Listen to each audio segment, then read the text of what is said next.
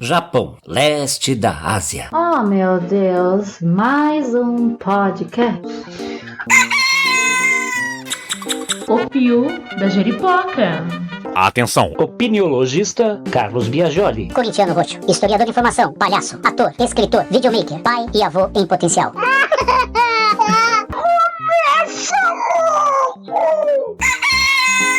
O Piu da Jeripoca. Capital, Tóquio. Área, 372 mil quilômetros. 127 milhões de habitantes, sendo 99% japoneses e 1% de coreanos. Gente a beça. Só para você ter uma ideia, 340 habitantes por quilômetro quadrado. Enfim. A moeda é o iene. A data de fundação é 11 de fevereiro e 23 de dezembro, que é o aniversário do imperador. O clima lá é temperado e subtropical. O idioma oficial, claro, é o japonês.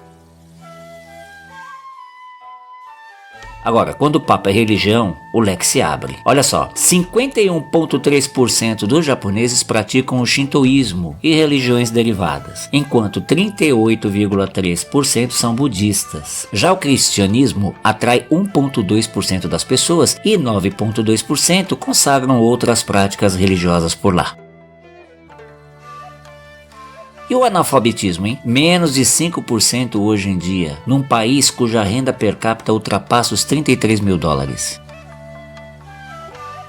Bom, na agricultura, o Japão produz essencialmente arroz, batata, repolho, beterraba e frutas cítricas, enquanto na pecuária, dá-lhe bovinos, dá-lhe suínos e aves. Na mineração, a vez é do calcário, do enxofre e do asfalto natural. E no campo da famosíssima indústria japonesa, o top são as máquinas, os equipamentos de transporte, os eletroeletrônicos e a siderurgia de aço e de ferro.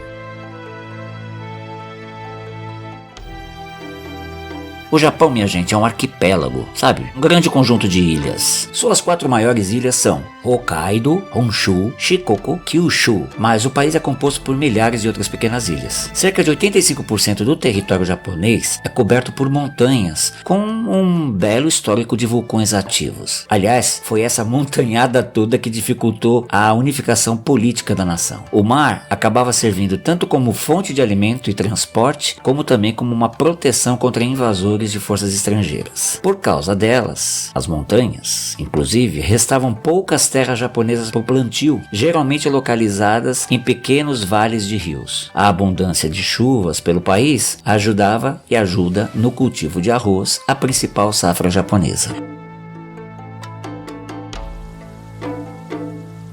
Mas vamos dar uma espiada no passado, já que a tradição parece ser a palavra-chave naquela cultura? Vamos lá.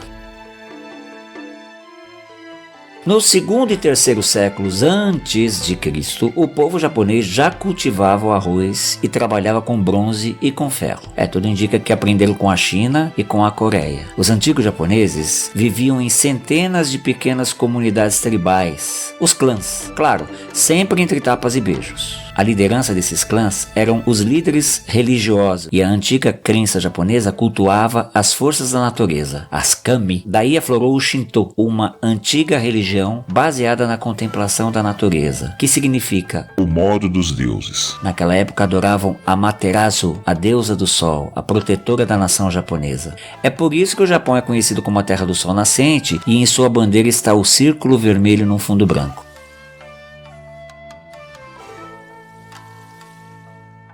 Já lá pelo século V depois de Cristo, o Japão começou a absorver influências coreanas e chinesas por conta do famosíssimo príncipe Shotoku, um grande admirador da civilização chinesa, que se tornou líder do Japão, centralizou o poder, enfraqueceu os clãs e afirmou a supremacia do imperador, declarando sua propriedade sobre todas as terras japonesas. Aí os impostos foram instituídos e com eles surgiu uma rede de estradas e o Japão se organizou em províncias governadas por ungidos do imperador, né? É linda a história antiga do Japão, minha gente. Um bom Google vai trazer muitas compreensões sobre essa cultura, hoje em dia tão conhecida mundo adentro.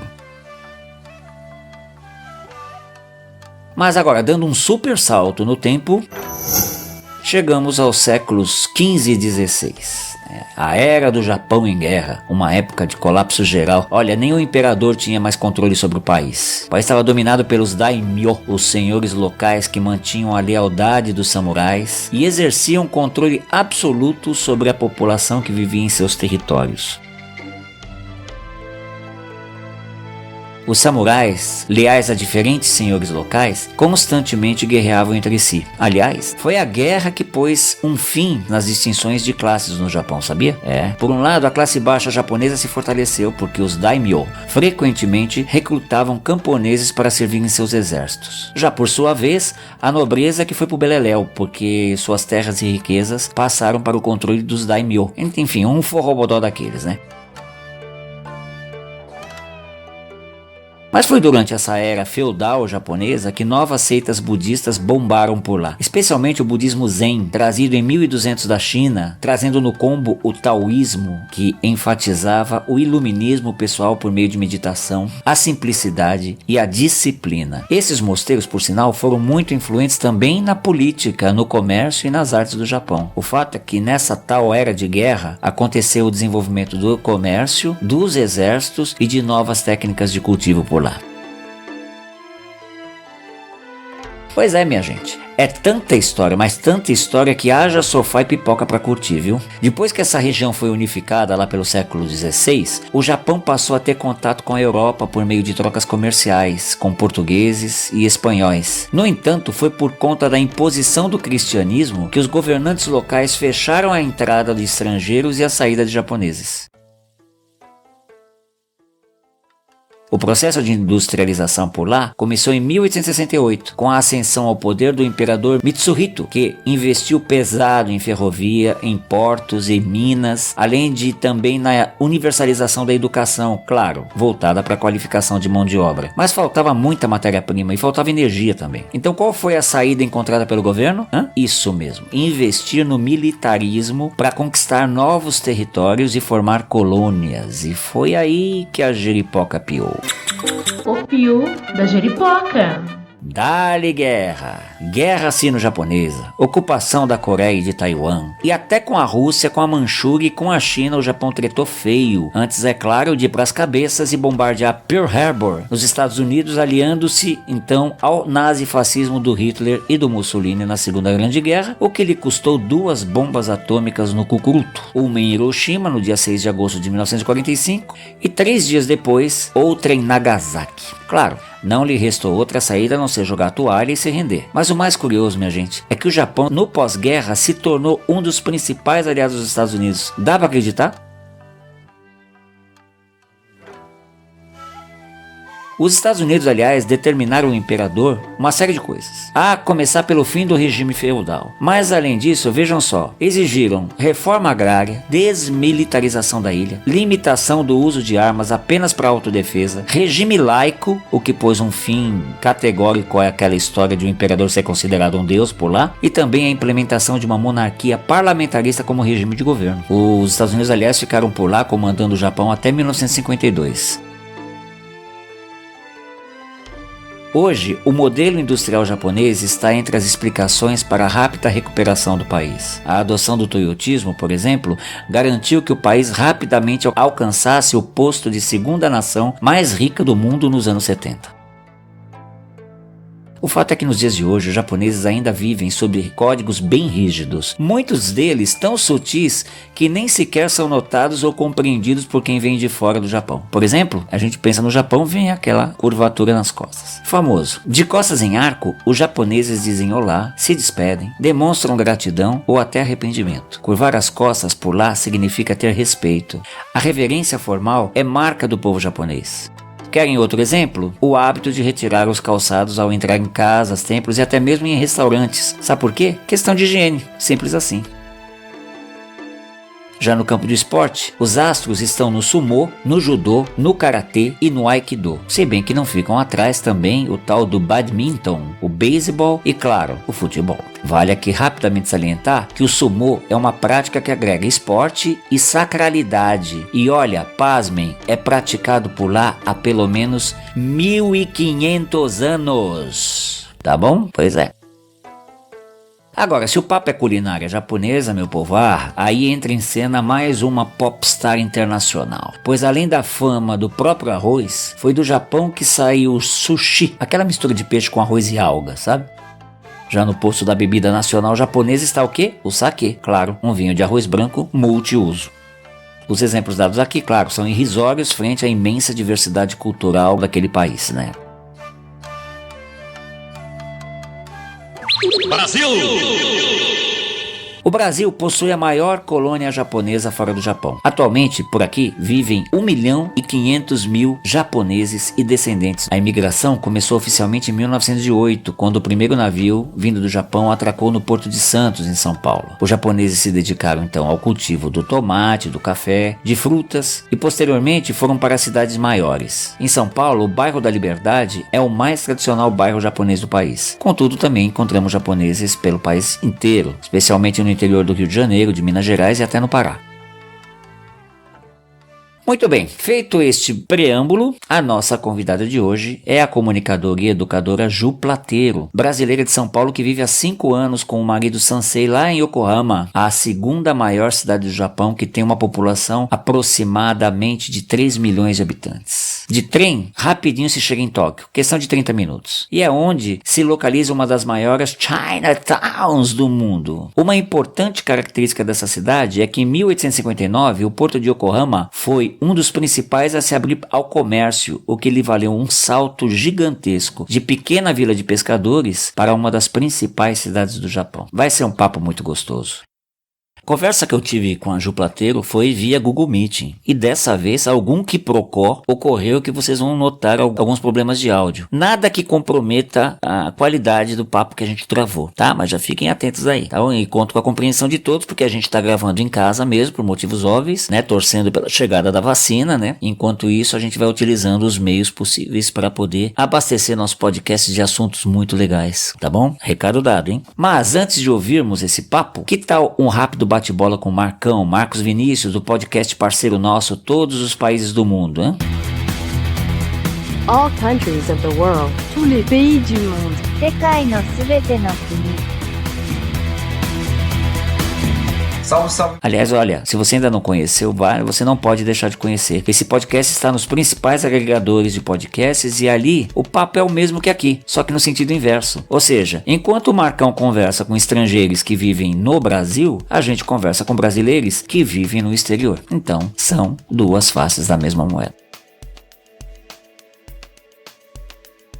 Fala, Carlão, tudo bem, querido? Legal, tô adorando participar do projeto Mundo Adentro, um projeto em crescimento, e é muito legal falar com você. Adorei o bate-papo, eu me identifiquei bastante, porque minha esposa é Sansei, então eu tô habituado aí, tô há 3 anos de casado com a minha esposa, mas estou com ela já há 15 anos, então minha família, né, faz parte da minha família e tem até alguns choques culturais.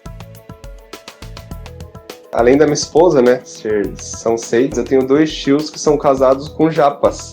Então, boa parte da minha família tem o olho puxado aí. E eu acho isso incrível, porque como no episódio anterior, sobre a Itália, minha família, ela tem descendência italiana. Então, um dos choques culturais que eu mencionei anteriormente é sobre festas, por exemplo. As festas das famílias são extremamente diferentes. Isso é bem curioso. Um exemplo clássico é que festa de final de ano, né, virada, os últimos 2 anos eu passei na casa da família da minha esposa. E não teve, por exemplo, bebida alcoólica, que é extremamente comum nas festas brasileiras, né? Então, a primeira vez foi um choque mesmo pra mim. Eu gosto de tomar uma cervejinha, sem exagero, mas sempre acompanho a minha família ali, meus pais, meus tios, enfim. E foi curioso, porque eu não senti falta. Estão habituados a fazerem festa sem álcool, né? Então, envolveu muito a simplicidade japonesa até nisso. Você não precisa de álcool pra se divertir. Então, essa questão da bebida, a questão dos pratos serem bem diferentes, né, do que a gente come em festas ou na nossa rotina. Enfim, não deixou de ser uma ótima festa, né? Foi tão legal quanto seria na minha família. E esse é um dos exemplos sobre esse choque cultural que eu convivo. Mas conta pra mim, no teu ponto de vista, qual foram os pontos que ela tocou que mais te chamaram a atenção? Primeiro, a questão da fidelidade com o trabalho, né? Porque um parênteses aqui, além do podcast, eu trabalho em uma consultoria de imigração já há 13 anos, sendo que eu auxilio empresas brasileiras a trazerem estrangeiros ao trabalho. Ou seja, eu analiso muito o currículo, né, dos estrangeiros. E onde que eu quero chegar com isso? Eu constatei que os japoneses, eles ficam simplesmente a vida inteira na mesma empresa. Já os estrangeiros são mais parecidos com os brasileiros, né? Vamos colocar assim, pulando de empresa para empresa, né? Mas os japoneses realmente são muito fiéis. E é o que ela falou, né? Às vezes nem seria necessário ficar na mesma empresa a vida inteira, mas é muito bonito, né, essa fidelidade. Outro ponto que acho válido mencionar aqui é que meu cunhado, né, o irmão da minha esposa, ele já morou no Japão e trabalhou numa fábrica também, mas ele nunca me contou os detalhes, né, sobre esse sofrimento, sobre essa questão. Fiquei bem surpreso, bem complicado. Achei muito pesado, realmente, o que ela falou, mas aí vem até o terceiro ponto, né, que eu quero mencionar, porque essa maneira disciplinada de trabalhar, essa fidelidade ao emprego, respeito, hierarquia, são os pontos que refletem nas ótimas marcas japonesas, né? Como você mesmo falou sobre querer um carro de marca japonesa, eu também gostaria. Por que será, né, que a gente queria? As marcas japonesas são boas justamente por isso, porque o responsável em montar a peça, em montar as peças, em produzir, enfim, são pessoas disciplinadas, que respeitam a hierarquia, que estão muito tempo na empresa. Então, todos esses pontos, né, que ela mencionou e que eu tô mencionando aqui também refletem nas ótimas empresas japonesas que estão aí, né, dominando. Interessante isso. Um ponto negativo, e ela mencionou a questão da desconfiança, né? Até xenofobia, que ela já passou, isso é muito triste. Mesmo o Japão sendo um ótimo país, também tem algumas pessoas que mais preconceituosas, né? Mas ela mesmo disse tudo, né? São algumas pessoas mais velhas. A minha questão, né? Na prática, eu nunca sofri algo semelhante na família da minha esposa, mas demorou um pouco mais, né? Do que o comum. Se a gente reparar com famílias brasileiras, foi um pouco mais demorado para eu frequentar a casa dela e tal. Mas depois que você ganha essa confiança, né, entre aspas, é muito gratificante, você se sente acolhido. A forma que eles te tratam é muito gostosa. Muito diferente dos brasileiros, mas muito bonito também, né? É como amar o Japão, né? Um país que tá muito presente no Brasil, né? Realmente, sou muito privilegiado em ter isso na minha família e meus filhos com certeza terão essa disciplina, essa educação com base no Japão. Um país super importante. O Pio da Jeripoca. O Pio da Jeripoca, como todos sabem, é uma produção absolutamente independente. Neste ano, a gente tem produzido episódios semanais, conversando com muita gente bacana sobre assuntos que fazem a história do nosso tempo histórico. Muito obrigado. Muito obrigado a todos vocês que nos acompanham e que compartilham o nosso trabalho com os seus amigos. E obrigado também a todos que usam o nosso trabalho para dar toques a seus inimigos. Eita! Este é um projeto em que acreditamos muito. Você gostaria de colaborar com ele? Basta que entre em contato com a gente pelo e-mail que está aqui na descrição deste episódio, tá bom? Então bora continuar, que a prosa tá muito boa.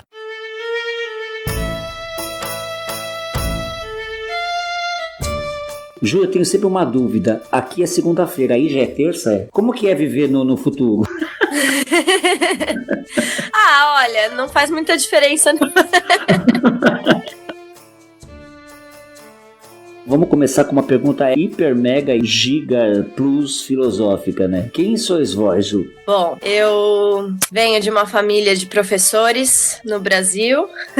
Nasci em São Paulo, cresci em São Paulo. Vim pra cá, pro Japão, já faz quase 5 anos. Uau! Eu vim, na verdade, acompanhando o meu marido, né? A gente começou a namorar no Brasil e aí acabou casando aqui no Japão. E já tô há 5 anos aqui, quase 5 anos casada. E aí aqui no Japão eu tô dando aula de inglês pra criança. Também cumpri o destino da família e virei professora. É um estigma, né? É um estigma. Isso. É um karma. No Brasil eu me formei em comunicação social, mas aí acabei migrando para educação. E aqui no Japão eu faço também um mestrado na Universidade Soka, que é uma universidade que tem aqui no Japão e nos Estados Unidos. E eu faço um mestrado em estudos da paz. Olha só que legal. Isso daria o tema para um episódio só sobre isso, né? A cultura da paz, né? Eu te recomendo, e recomendo aos ouvintes também, para quem ainda não escutou, um episódio chamado Justiça ou Vingança, onde a gente conversa sobre justiça restaurativa, né? Ciclos restaurativos, mediação de conflito e tudo mais, que tem muito a ver com a questão do desenvolvimento da cultura da paz, né?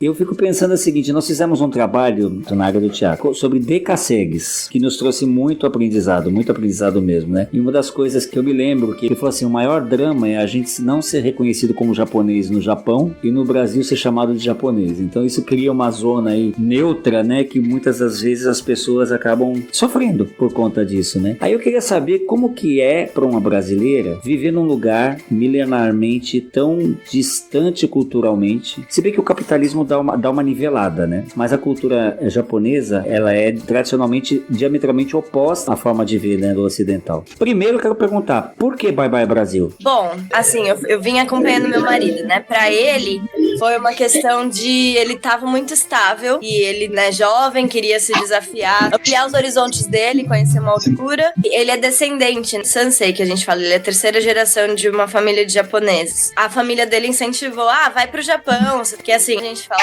bachan, né? Que é misturado japonês e português. Aí aqui no Japão ele teve que reaprender tudo que ele sabia.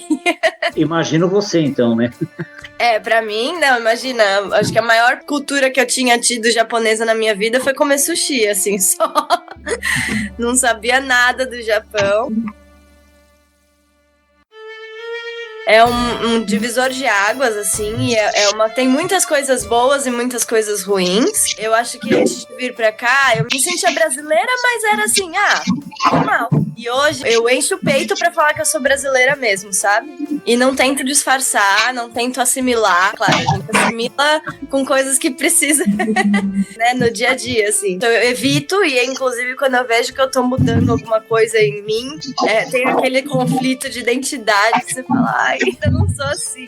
Eu acho que quando a gente fala em imigração, a gente fala basicamente de identidade, né? Desconstrução de uma e reconstrução de outra, né? No meio termo, vamos dizer assim, né? O Japão, pelo que a gente conhece, é um lugar onde a cultura jovem entra em choque com a cultura antiga. Por outro lado, estatísticas mostram que o índice de suicídio no Japão, um país desenvolvidíssimo em termos econômicos, vamos dizer assim, um país que levou 2 bombas na cabeça e saiu realmente reinventado, né? Ele fez uma opção pela tecnologia, tem que importar quase tudo, né? Em termos de comida, eu não sei se hoje como que isso está sendo resolvido, inclusive através da tecnologia, né? Que ele próprio desenvolve ou que ele importa, né? Mas é um país que sofreu uma lição aí que parece que passou a servir de modelo para o mundo. Aí eu fico pensando, aí vai uma brasileira, sai de São Paulo, que também é uma cidade megalopólica, né, que nem fala, mas é outra cultura, como você falou, aqui é a esquina do mundo. Não que todo mundo dance de mão dada, mas acaba todo mundo se aceitando, como é natural para o brasileiro receber pessoas de fora e se misturar e tudo mais. E aí você diz que aí no Japão a valsa não toca desse mesmo jeito, né? Aí eu queria saber assim, como que foi os principais momentos críticos nessa questão do choque cultural? Eu acho que os que são mais sofridos são, assim, coisas de preconceito, né? Que aí não é por eu ser brasileira especificamente, mas eu com cara de estrangeira tô sujeita, sabe? Em nível de xenofobia, você diz assim? Isso.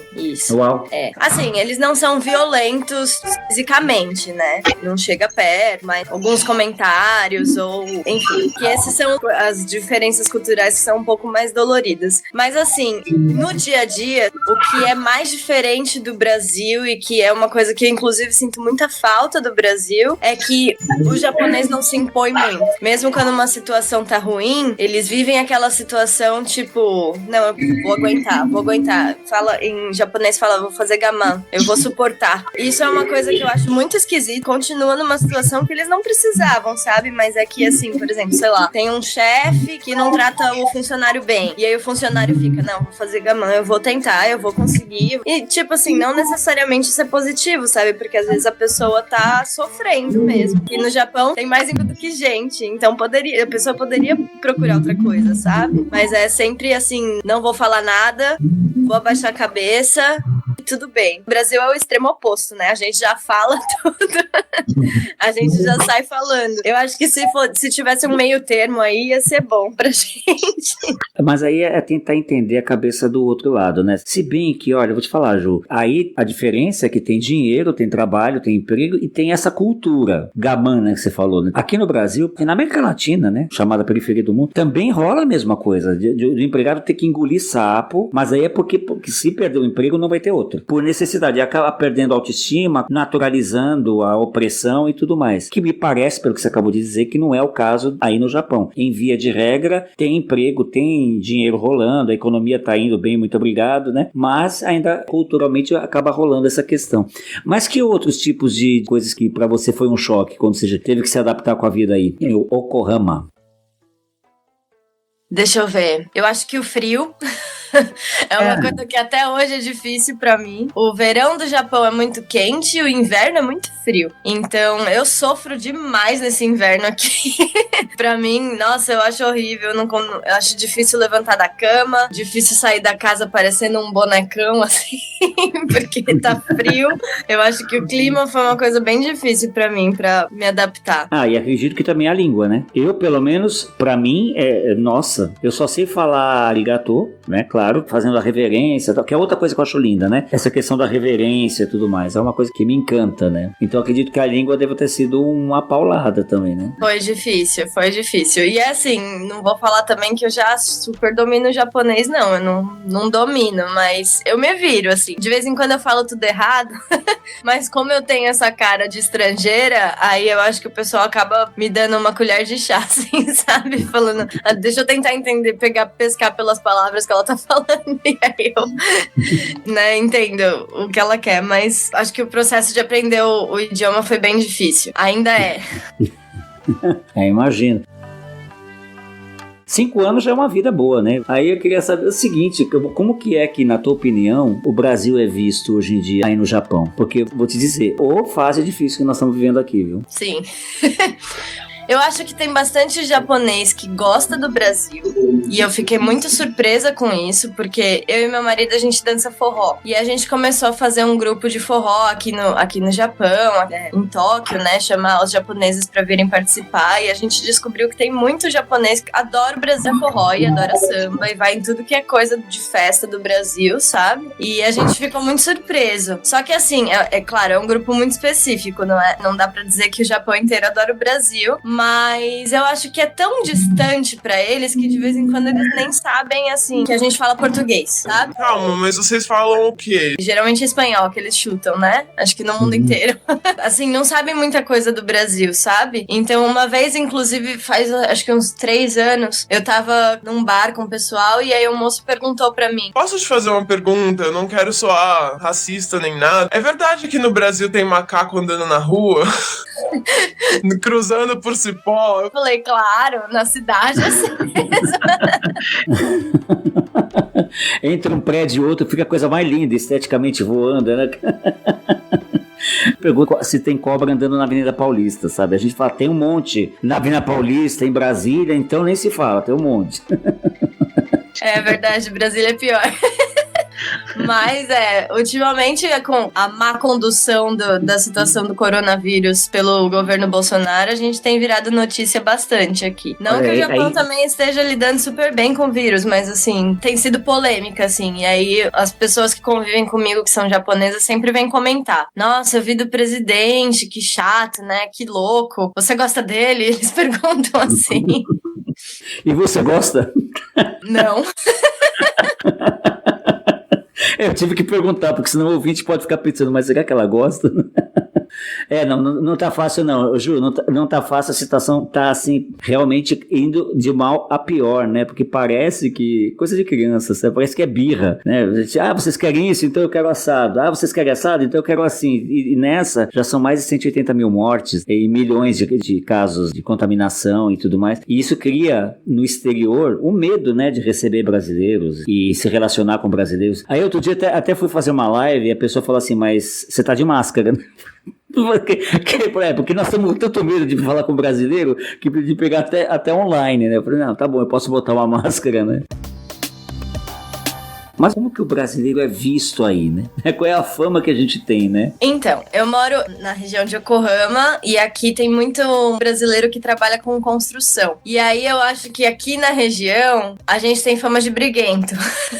Porque fala as coisas, né? Porque fala as coisas, E aí eles falam tipo, ai, eu tenho um pouco de medo porque se a gente fecha a cara já olha assim, ai. Acho que no geral, assim, no Japão todo, o brasileiro tem fama de festeiro.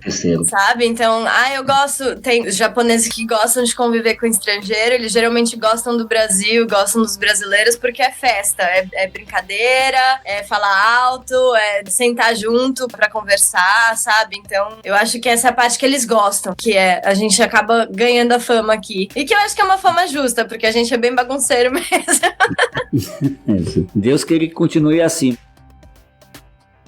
E Ju, você pretende voltar? Como é que é essa história? Pretendo, eu quero voltar. E aí entra de novo aquela questão que a gente tava falando da identidade, né? Nem eu, nem meu marido somos japoneses, a gente não se adaptou como nativos, assim, da terra nipônica.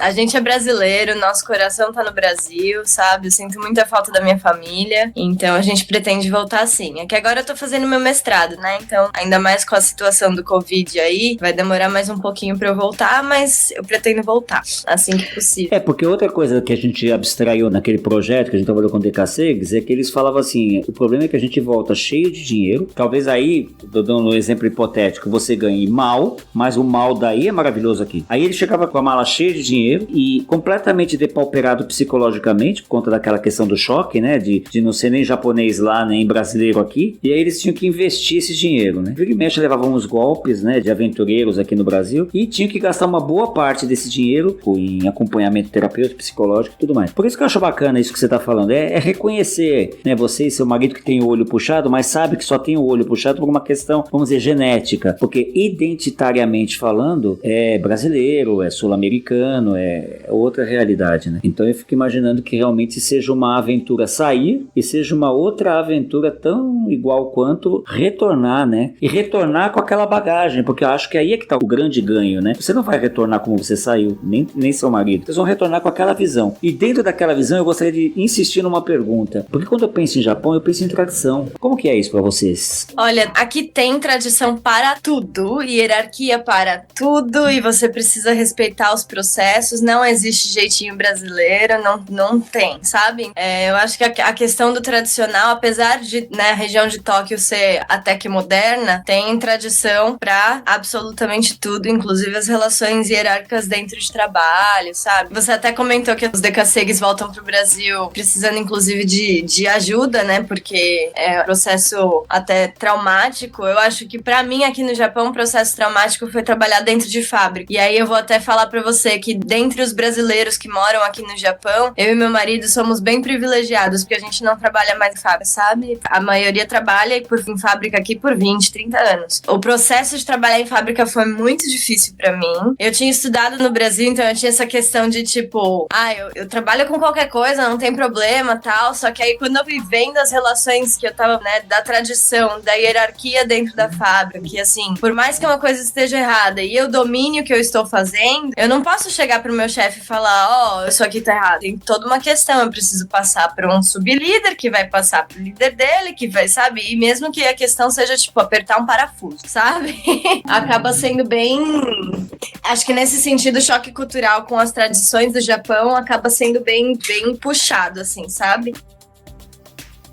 Mas o Japão tem se modernizado, então tem muitos aspectos também que nem mesmo entre os japoneses não se aplica mais, sabe? Não tem mais. Então, por exemplo, outro dia aconteceu um episódio aqui de xenofobia. Eu tinha ido no banco e aí o cara meio que se recusou a me atender, porque ele falou, não consigo fazer o que você tá falando, então não vou te atender, e me deixou lá sozinha. E eu fiquei muito brava. Aí eu fui trabalhar e comentei com uma japonesa do meu trabalho e a primeira pergunta que ela fez foi: mas ele é velho? pele. Porque aí é uma questão assim, puta, mas o Japão tem uma tradição de não se misturar. E as pessoas mais jovens estão mais acostumadas, especialmente na região de Tóquio, sabe? Claro, eu acho que a tradição também tem muitas coisas boas, sabe? Então eu vejo que, por exemplo, dentro do trem, os japoneses não têm o hábito de levantar para as pessoas mais velhas.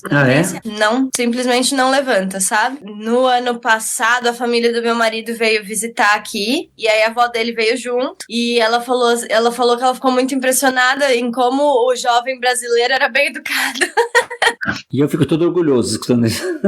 Então, porque tinha essa questão de respeitar os mais velhos e tal. Então, assim, não é que eles não respeitam, sabe? É só que eu acho que eles respeitam de formas diferentes. E aqui acaba acontecendo um contraste absurdo entre o jovem e o tradicional, sabe? O novo e o tradicional. Do Japão ter se reconstruído depois da guerra, né? É uma outra questão, né? Porque eu achava na minha cabeça que por o Japão ser super tradicional e ter passado por uma experiência super traumática, como a queda das bombas, falando queda parece que foi sem querer, Foi né? sem querer, foi sem querer. A derrubada das bombas aqui no Japão.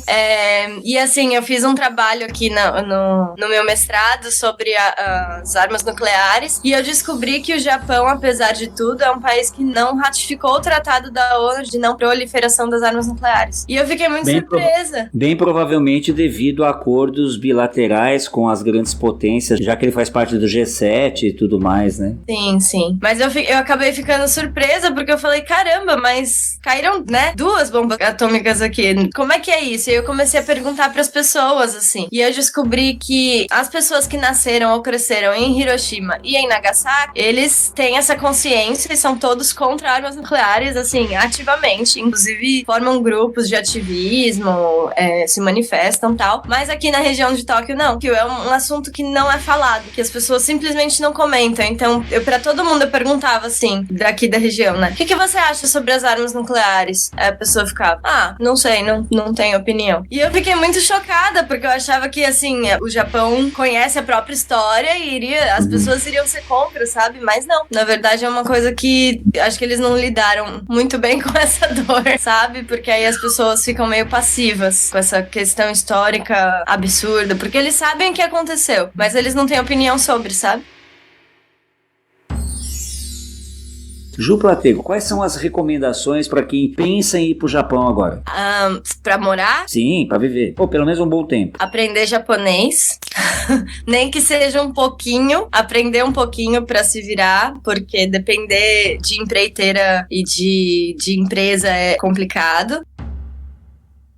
Existe vida fora da fábrica, que eu acho que também é uma coisa importante de se falar. Não tem a necessidade da gente ficar se matando dentro da fábrica pro resto da vida. Qual é a carga horária exigida lá? Então, dentro da lei é 8 horas, mas aí você pode... Eles têm hora extra também, que aí vai até 3 horas extras por dia. Mas por que é um inferno? Olha, eu trabalhei numa fábrica de eletrônicos. Eles falam que aqui é serviço pra mulher, porque é mais leve. Sim. O Japão é bem machista também. E eu tinha que usar aquele sapato antistático. É um sapato de borracha duro pra caramba. E eu ficava em pé por 8 horas, ou 10, ou 11, sabe? Fazendo a mesma coisa. Tipo a cena do Charlie Chaplin lá. Check, ching, check, check, check, ching, check, check. Não podia conversar, não podia. Então você não pode ouvir música, você não pode nem entrar com o celular dentro da fábrica, sabe? Tem um monte de regra, assim. Enfim. E assim, é bem opressivinho, assim. Eu não... Opressivinho. Bem opressivinho. Por exemplo, se tem alguma coisa errada acontecendo, se você vai reclamar no escritório, eles vão falar pra você, é fábrica, é assim. E aí eles usam a expressão japonesa que é shoganai, que é tipo, não tem o que fazer. É isso. Sindicato existe? Sindicato, essas coisas? Cara, eu acho que existe, mas o problema é que você acaba ficando queimado pra arrumar outros empregos, se você procura um sindicato. E além de tudo, pra estrangeiro aqui, pra poder buscar um sindicato, falar em japonês e gastar dinheiro com advogado, que também é uma questão, né? É difícil pra imigrante isso. Então, acho que o pessoal acaba deixando, sabe? Até porque a fila anda, né? E fora essas recomendações, você estava dando outras recomendações pro brasileiro ou brasileira que tá querendo ir pro Japão? Investe dinheiro se você pretender voltar pro Brasil. Vai investindo, porque voltar com uma mala de dinheiro não adianta mais no Brasil, nem no Japão. A vida é cara aí? É caro. E acho que pra prestar atenção nas coisas boas da vida, sabe? Não se esquecer que você pode viajar, não se esquecer de fazer amigo, porque aqui no Japão acho que como o fluxo de trabalho é muito puxado, é fácil a gente acabar esquecendo, sabe? Não se esquecer, assim, de quem você é, do que você gosta de fazer, é importante. E pra gente encerrar, o que quando você sair, pegar tua malinha e voltar de novo pro nosso Ziriguidum aqui, o que você vai trazer como uma grande saudade do Japão? Ai, a segurança e estabilidade, eu acho. Ai, palavras que entram na minha orelha e enchem meu coração, assim, porque é realmente o que no Brasil, nesse momento, a gente tá menos sentindo. Segurança e estabilidade, né? Ju, olha, super obrigado aí por você ter aberto aí esse espacinho aí na tua agenda. Que bom que deu certo o nosso papo hoje aqui. Então é isso aí. Muito obrigado mesmo. Espero ter ajudado. Eu agradeço, muito obrigada. Como eu sempre falo ao querido ouvinte, conto com você no sentido de contribuir compartilhando e nas horas vagas para descansar compartilhar um pouco mais, né? E se você tiver interesse em nos convidar para algum projeto ou contribuir financeiramente também, é só procurar a gente na descrição do episódio. Então, mais uma vez, Chu Plateiro, muito obrigado pela sua participação. Obrigado ao nosso querido podcast parceiro, todos os países do mundo, pela parceria. Show de bola, Carlão. Legal, muito legal participar aí do Mundo Adentro. Quem quiser me encontrar, então, nas redes, é só colocar no Instagram como TP Mundo, simples assim. E modéstia à parte, a página tá bem legal, hein? Já são 28 que eu completei. Vai ao ar o 29, o episódio da Itália nos próximos dias. É isso. Mais uma vez, obrigado aí pela parceria. Tamo junto, um abraço.